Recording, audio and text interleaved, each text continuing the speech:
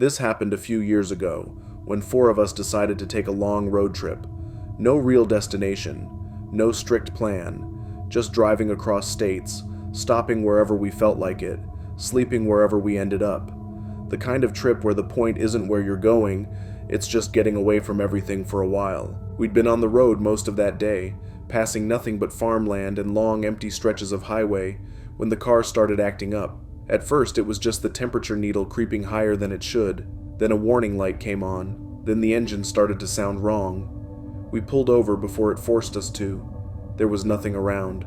Just road, fields, and sky. But in the distance, maybe half a mile down the highway, we could see a small cluster of buildings. A village. Not a town.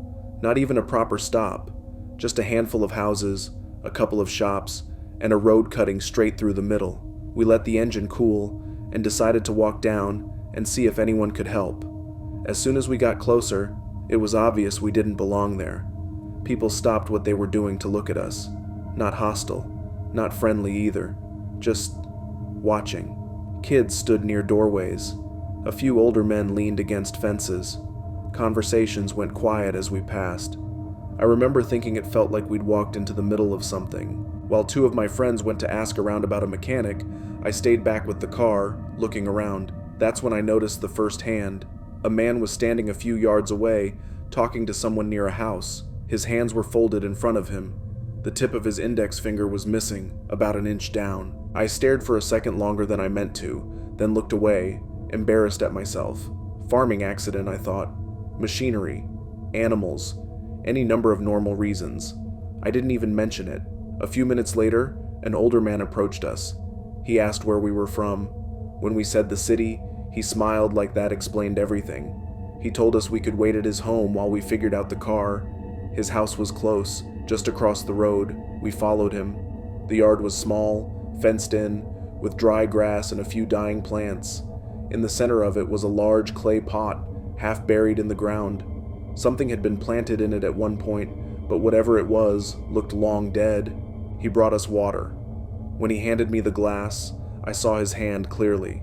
His index finger was missing the tip too. Same finger, same clean cut. My stomach tightened in a way that had nothing to do with fear yet, but everything to do with discomfort. I smiled, took the water, thanked him, but my eyes kept drifting back to his hands. After a few minutes, I stepped outside, pretending to take a call, just to get some air. I told myself I was being ridiculous. 2 people with similar injuries meant nothing. To calm down, I walked to a small shop a little down the road to buy cigarettes. The shop was quiet. The shelves were old and half empty. A man stood behind the counter reading a newspaper. I asked for a pack. He set it down and held out his hand for the money. And when he gave me my change, his index fingertip was gone. Same place, same cut. This time my chest went tight. I walked back slowly, forcing myself not to stare, and that's when I really started seeing it. A man fixing something near a tractor, missing the same fingertip. A woman standing near a fence, holding vegetables. Same hand, same finger. 2 men sitting on a low wall, both missing it. It wasn't everyone, but it was too many, and it was too specific. I went back to my friends and told them what I'd noticed. They laughed at first, told me I was inventing patterns, so I made them look. One person, then another, then another. The joking stopped. Once you notice something like that, it's impossible to unsee it. Almost every adult we passed had the same injury. People weren't just curious anymore. They were watching us, standing in small groups, going quiet when we passed. Not hostile, just aware. We sat in the car waiting for the engine to cool. None of us were really talking. We just watched the village through the windows. While we waited, the village slowly rearranged itself. People drifted out of houses. Doors opened and stayed open.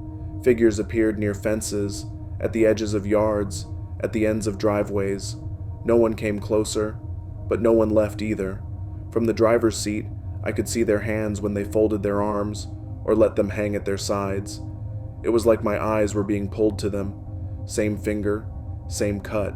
I slid my own hands between my knees without really thinking about it.